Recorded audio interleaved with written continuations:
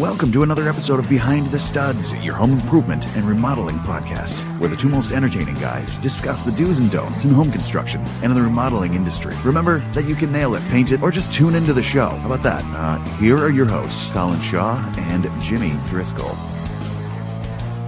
And that's Jimmy over there. What's up, man? I wish we could do the show at like 8:30 in the morning with a cup of coffee in my gut and ready to go. Really? We're doing the show at 4:30 in the afternoon after a long, hard day, running around like idiots. I don't know. Oh, man. That might be a little too early for me. 8:30? Yeah, it might be. No. I'm not in a really good mood in the mornings. You're not? No. Really? No. Oh, that's the best part of my day. No, I know what's coming. You know at the end of the day, it's over. Yeah. But in the morning, I know what's coming. And I got to deal with it. Okay. So. All right. I'm very happy. Are you a coffee drinker? I am. Yep. I have like a cup, maybe a cup and a half in the morning. That's it. Really? Yeah, I don't drink it during the day, though. Yeah. Okay. But I do like it in the morning while I watch watch the news and sip on my coffee. Done with the freaking news. I'm outside barefoot in the grass. That's it. Yeah? I'm done. Yeah. All right. Can't watch that. Yeah, I got to watch it. Yeah. I watch it every morning and every night.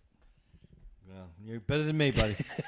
Better than me. Well, I know things get a little tense at your house when the news is on. So. I got things to do, man. Yeah. I hear you. I just so hear that? Wow. Yeah. Wow. We got a big storm coming in right now. I just watched on the radar. We got tornado warnings and everything. So if we cut out, right? All right. Or watch the YouTube. Maybe watch right. us get electrocuted. Yeah. Here. Please find our shoes. Right. Jesus. Yeah. See, that would be a good YouTube video. That would be something. Yeah, maybe. This was the last video of Jimmy and Colin doing behind the studs, and now they're under them. They're under the studs. They're under the studs. All right. We'll keep our fingers crossed. Yeah. So we had a good day the other day. Yeah, we had a great day. Yep. We got down to Stratford. You did I know. So went to Stratford and we went to visit our friends Ken and Torrey Pond. Right. With Craft and Sprout. Right. We filmed yesterday. Yeah, and they make little tiny houses. Little tiny houses, about anywhere between 200 and 300 square feet. Yep. All completely equipped, but you're going to have to wait on bated breath once we finish the show because it's going to be, we have to film more of it next week because they're building them, and it's really wicked cool. Yeah, it is. Wicked it is pissing. really cool. Yeah. That'd be fun to do. Oh, it's going to be great. Yeah. Right. I mean, build a house, little tiny house. That'd be fun. Little tiny house. Yeah, they'd be fun to build. I think so. Yeah. I don't know how much I could probably do it for about a week living in one.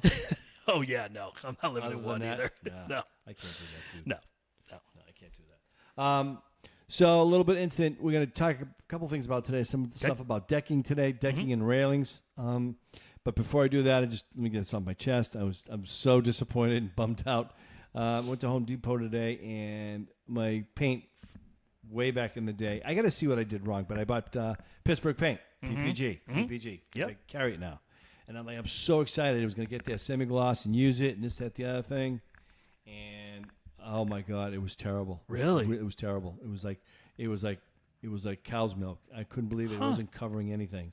So maybe I grabbed the wrong can, but it said semi-gloss. Yeah. So I got to bring the cans back and find out, dude, did you need to add resins to this? Because it's not covering at all. It really isn't. It was transparent. It was awful. Really? Yeah, it was terrible. Ugh. And it was mixed, everything. Yeah. And that's not them because they make their own resins and everything has been, everything that they do, because they do cars and airplanes. They do everything. Yeah, They're the best. I thought they gotten out of the business for home paints, but I guess not. Well, if that's the situation, I need to do some research and see what they did, who took it over, because it was never like that before. It was a winner. It was a win-win chicken dinner. Honestly, God, it was so good. Really? Now it was just like somebody made a mistake, or I got a bad batch, or something. I remember when we were doing corporate type work, the commercial type stuff. They always call for Pittsburgh Paint. Always. Yep. Never Benmore or Sherwin Williams. It was always Pittsburgh. That's right. And then it's, now when you try to find it, I didn't realize they were at Home Depot, but I know there was an authorized dealer that was in Old Saybrook for many, many years. And they went Benjamin Moore. They don't even do Pittsburgh. Right. Yep. Now, the other thing is, too, from what I understood, that Glidden is owned by Pittsburgh Paint. Okay. But Glidden's a little bit different. Yeah. Its consistency is a little bit different. So I'll get back to you, everybody. If you have any questions about it, any emails, you want to get back to me on that.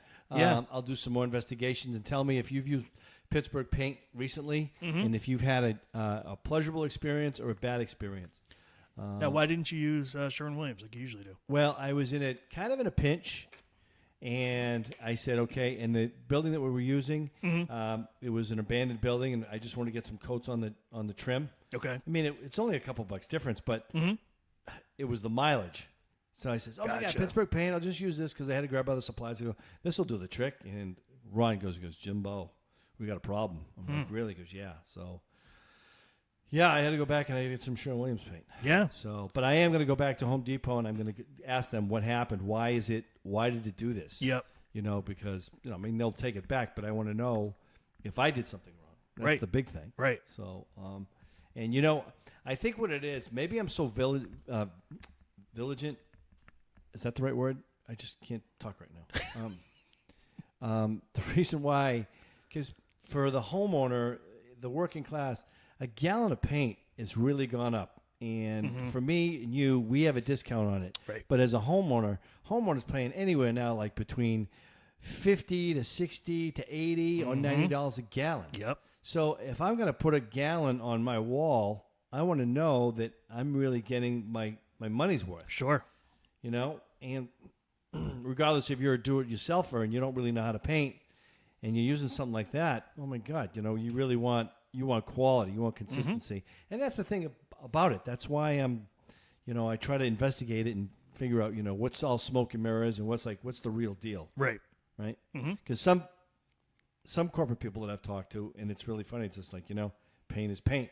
Yeah. Like, what's the difference between, and honestly, to be all honest with you, two things. One, if you bought a GMC truck and a Chevy truck, regular Chevy truck, what's the difference between the two trucks? Absolutely, basically nothing. It's the seal. They put a GMC seal on it, and you pay $3,500 more. That's the truth. Yeah. In the other one, nobody ever knew this till when I started working in. I worked at a hi-fi store way back in the day when I was going to college. And when you had your phonograph and you buy the diamond needle for your phonograph, and you could buy, it could cost you $20, or you could spend $120 for this beautiful needle to make you sound. Yeah. You want to know something? Every diamond needle cost $7. Really? Regardless if it was $20 or $120. Wow. It was $7. Wow. Yeah. Yeah. I had one of those too. Right. Damn it. Right. I found that out. I got ripped off. I found that out. I was like, wow, oh my God. And unfortunately, I found that out just when I was leaving the business. I was like, you're kidding me. No. And the other thing you don't know too is sunglasses. Really? That's a joke. That's a freaking joke. That's all brand. I heard there's like one company that makes all sunglasses. Really? Oh, yeah. It's like one company, and it's all the same thing. It's all the same shade, just different designs. Yeah. And they just kill you with the design. It's the frames and stuff. Yeah. Yeah. Wow. Yeah. Yeah. Makes sense, though. Yep. That's how they make their money on that. Wow. So just let you know, people. Yeah. But, but that's all status and all this, that, and the other thing. And I always wonder about gas. Are there really 3 different levels of gas? Yeah, there is. I investigated that. I did investigate that. Now, did you see 3 hoses come out of a gas truck when he goes to fill up? No, but they fill into different tanks, and it's a different tank that will come in and fill up certain tanks. One will be premium; it'll fill up the premium tank. One will come middle grade, so they're not separated. That tank is with that octane. That's how that works. All right. Well, that's what I was told, and that's what I've seen. All right. Then I'm going to go with it. Yeah, you have Yep. to. Yep. I only see the truck come up with 1 hose. Right, but it's got that octane he's in there. 3 different ones, but I get it. You're saying they each have their own. They have to do that. It's by law, because if somebody came in with a Mercedes or Porsche and they have an engine that is totally designed for 93 octane and you have 87 octane, you can ruin the engine. And they'll get sued. Yeah. That's false advertising. Right. It's totally false advertising. Well, a lot of it's false advertising. Yeah. Well, another one of the world's problems. There you go. So we're going to get that. to the story here like we're going to do. We're going to talk about Yeah. and we're going to talk about some decking. So me and Colin were going over this thing.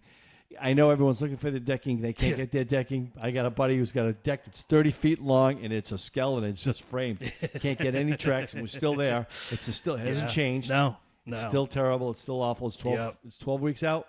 And trying it's to get expensive. Yeah. But in the process of while you're waiting for your deck, and if you're just going to wait till next year, that's okay too. You can.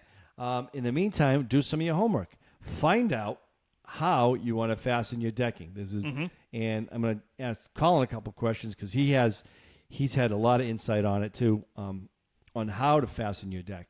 Now some success stories and some not so much success stories. So. Right, it's just like. It's like rocket science. It always gets better and better and better. Because way in the day, when the PVC decking came out, if you still can find it, mold inhibitors comes out black. All you had, what was that? That slate gray. Everybody wants gray. Everybody wants gray, but that other stuff, it would just take mold. And you couldn't wash it out because it was permeated into the plastic. It was the only color that would actually fade. Out of all the decking, just gray would fade. That's it. And that's one everybody had to have. That's crazy. Yep. And we used to screw into the top of the board, right? And you were supposed to screw it sometimes a certain way, this, that, the other thing. Oh, my God. That's gotten worse. Has it really? Yeah. Well, and then from there they went with, there was, and I hate these. I'm sorry. This is act of terrorism. The freaking screws, is it the Connex screws? The real thin? Cortex, thank you.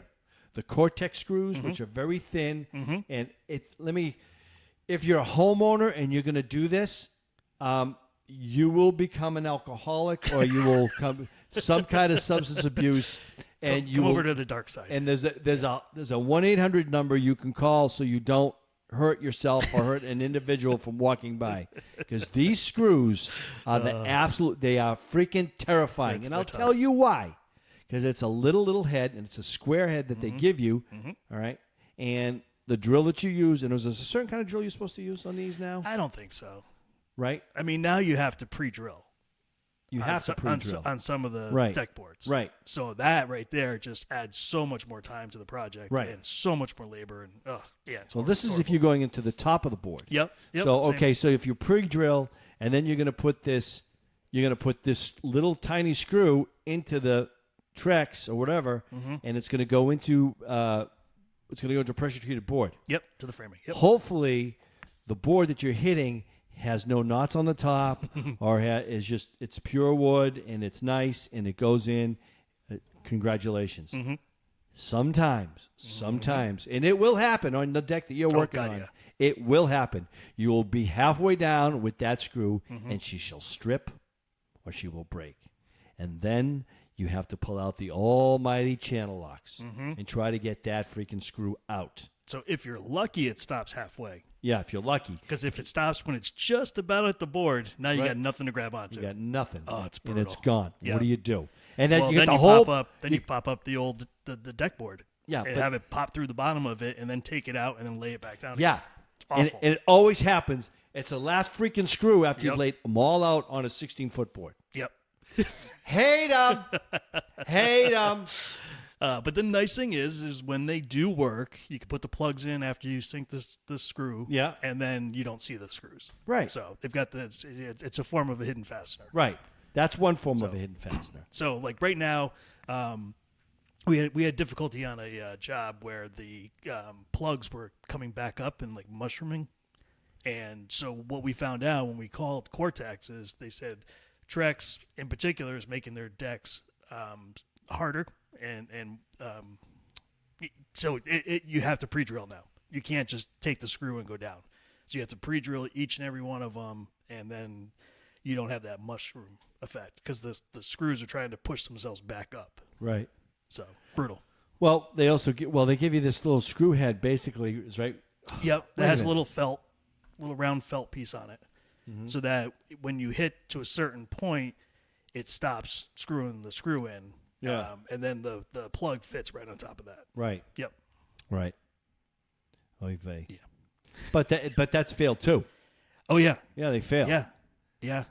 I've had some where the plugs just actually pop right out like a cork.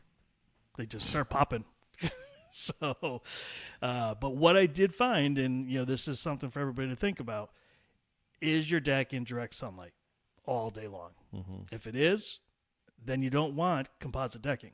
You want the PVC decking, because the PVC will not expand and contrast like The composite really? will. It won't? Not to the degree that the composite does, because the composite does have fibers inside of it. Yeah. So if it gets wet, it'll expand and contrast. So if you're going to be in direct sunlight where it's constantly probably moving back and forth, you're better off going with PVC. Now, PVC is going to cost you a little extra money. Oh, let's get to that for a second before we go to that. Okay. In framing now, it all has the PVC and composite all has to be a foot on center now, right? Not 16 on center? Yes. Is that correct? Well, I think by code you can still do 16 on center. I personally wouldn't do it because it's going to get too spongy. 16 on center is just too far for composite decking. Because it has too much give. Yeah. So, I'm replacing windowsills Mm-hmm. on a house. Mm-hmm. And I told the homeowner, I said, we're going to put in a PVC windowsill. Mm-hmm. Now, they don't have any money. They're old or they're elderly. And they, I go, listen, we'll do this. And you won't have to worry about your windowsills again. Mm-hmm. You'll be fine. I went to go pick up. Now, they have no money. So I'm just like, I'm kind of doing a kind of charity thing for them to help them out. And I had to get 2 windowsills. So it was about 7 feet that I needed. I was going to get 7 feet. I go in and he goes, ready for this? The PVC windowsill, $20 a foot. $20 a foot. I was like, what? Yeah. And he was like, yep. Welcome to COVID-19. I was like, dude, really? Give me the wood. For that price, they could afford to pay somebody to come back 3 more times to fix the wood Oh, one. my God, dude. I couldn't do that to them. I couldn't. Wow. So I did get the wood sill, which was fine. Yep. Sealed it. I have to say, now I'm going to give a plug to something that worked really well, which I was very surprised at. They had the bare solid stain. Oh, okay. And that was a white sill, but their whole house is like that Salem witch brown. You know what I mean? Yeah. Yep. So I had to do about 3 coats, but I have to say it dries fast. It dried even, and it really nice settling agents, and it did very, very well. I was very surprised. Okay. So hats off to the Bear. Yeah. Solid stain paint. Yep. A little more watery than the woodscapes, I have to say. I was a little concerned about it. Yeah, it was a little more drippy. Okay. But the coverage was great. Great. So let's get back now to the PVC and the Trex.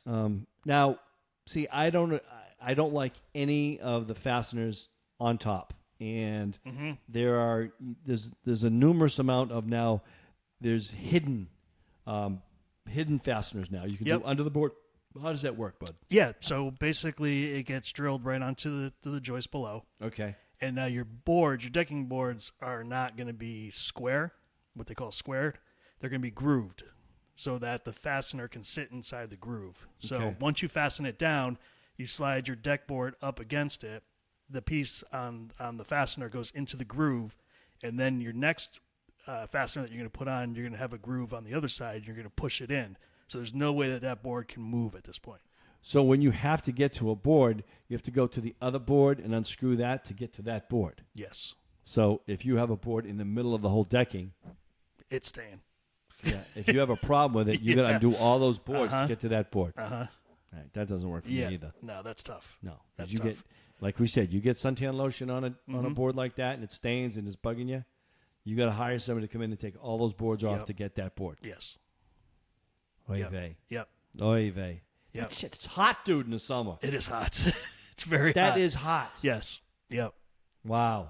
Yeah. So I will say this, to compensate for that, there are 2 things you can do, and we just did it, and I was so surprised. I have wooden decking, and I love it, and I like staining it, and that's the way I'm always be. I just like it. Yep. Actually, there's a new decking that I am going to do, and we had them on our show, and that's what I am going to do, the plywood and that membrane you put over the deck. Oh, okay. I am doing that. Okay, I am going to cool. try it out and do that. Nice. I'll do the pictures with the Instagram and stuff like that. Yeah. So we it's can gonna all be see how it'll you be do next year. Right. You can buy, I know we've all seen the ads of the sunscreen that you can put up. It's like a big blanket, and you can tie it off. Those work really good. They do catch water a little bit. They take the heat off. They do shade, and they do take the heat off. Okay. They do. And they do work. Okay. But I got an 8-foot awning, a crank-out awning. Yeah. It's 8 feet across. Nice. 8 feet out. Nice. Dude, it was perfect. Yeah. And you can adjust it once you put it up. It says to take 2 people to put it up. I hooked it up on that big cedar gazebo that I put up about 4 or 5 months ago. Screwed it right to that. Nice. Dude, this freaking thing is fantastic. Nice. I'm very happy with it. Yeah. That'll catch water. You can't have snow on it or water. I mean, reel it in, man, because it will hold the water. Huh. But if you do, I'm going to jump ahead on that too. Once you buy one of these, whether you buy, you can buy one of those floating umbrellas, which I call them a floating umbrella, which are cool. Like I got the last one at Home Depot. It has a That's stand. when it comes like way out. Yeah. I have one Those of those work too. really, really great. They do. So between your awnings and the sunshades and that umbrella, every year in the spring or in the fall, you can buy the stuff. It's made by Rust-Oleum, and it's called Everdry. I think it's called Everdry. Okay. I've got the cans. Spray that on the material, and what it is, it's like a silicone base, and it keeps it from the UV rays damaging it and wearing it out, and it does. It gives it a nice protection, and it works very, very, very well. It beads up. It'll bead the water right up off of it and run off of it, because that's what wears out is the material. Yeah, for the sure. UV sun will kill it. Yep. Okay, back to the decking. Yes. So let's go to some other underneath fasteners. Is there bars or something like that that go from? I don't know of any other ones, to be honest with you. Really? Those are the only ones that I've ever really come in contact with. All right. And those are the ones that are typically available. Now, the only thing I will also say about the ones that you attach directly to the joist with the groove boards, when we do decks, we like to do what they call picture framing. Yeah. So you're going to take boards and run it around the outside so that all the cut ends on the rest of the deck boards are going to go right into the deck board that's framing the deck. So you don't see all the cut edges. So that you can't do with a groove board because you're going to see the grooved edge all around the outside. That's right. So you do still have to use that other fastener to do a picture frame. So now you may be doing multiple types of fasteners. Right. So right. It's just something to keep in mind. And I've seen that done too. And they've done that where when they do the picture frame, they put the cut edge on the inside and they leave the beveled edge on the outside. Correct. Yeah.